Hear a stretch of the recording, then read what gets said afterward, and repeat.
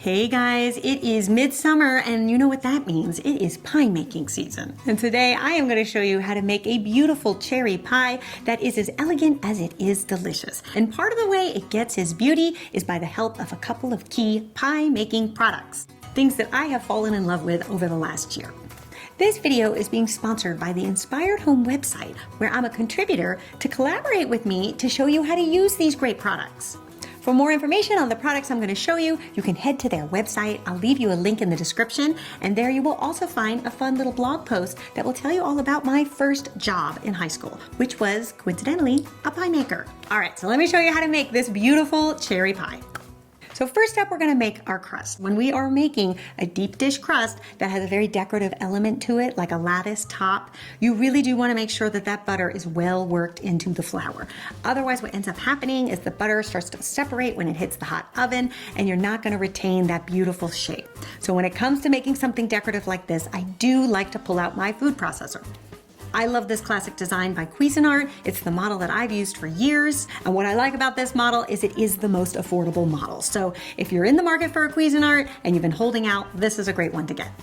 So in the bowl of our food processor, we're gonna add 2.5 cups of all-purpose flour, 1 teaspoon of salt, and 3 tablespoons of sugar. You can go ahead and just pulse that up until everything's nice and combined.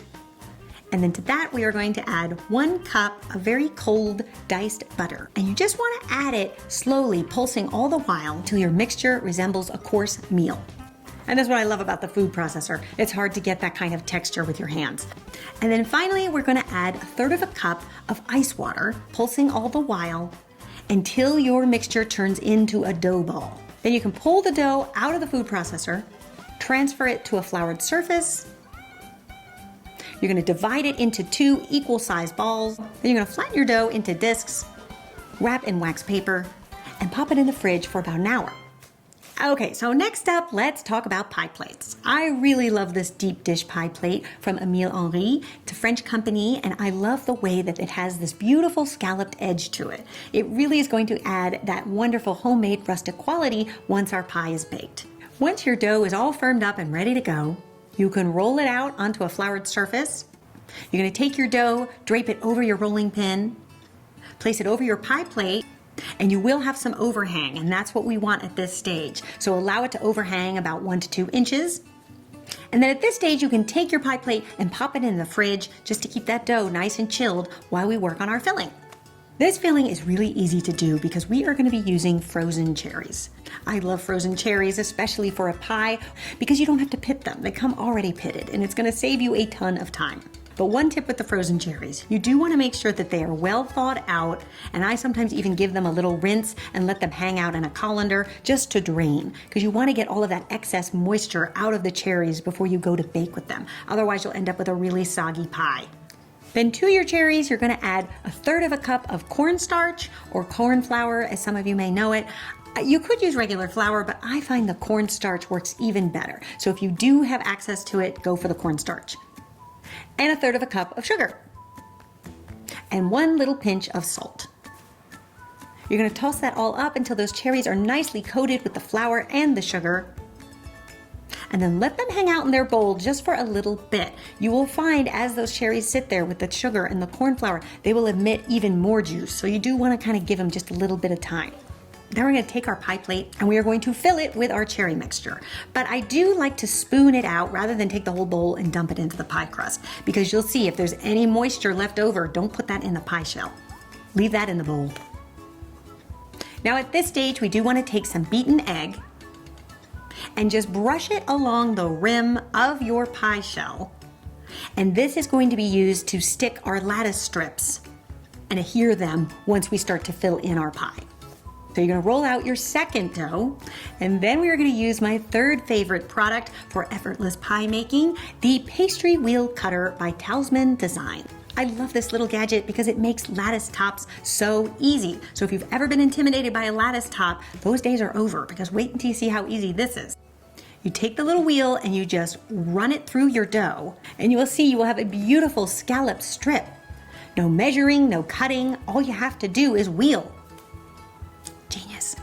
Do start in the center with the longest strip first, and then you can work towards the edges getting shorter strips as you go along. So you should have about 5 to 6 strips. Now at this stage, there are really 2 ways to go. Some people really like those woven lattice pie crusts. Those are beautiful for sure, but they can be a little bit intimidating and hard, especially for the novice baker. So we're gonna keep it really easy. We're not gonna weave it, we're just gonna place it on top. And I find that it works just as well. So at this stage, you may end up with a bunch of scraps from all of those first strips you made. You can just put those together, roll it out again, and do the same exact thing to go the other way. Again, 5 to 6 strips going the opposite direction. And then you will see you'll have a beautiful lattice design.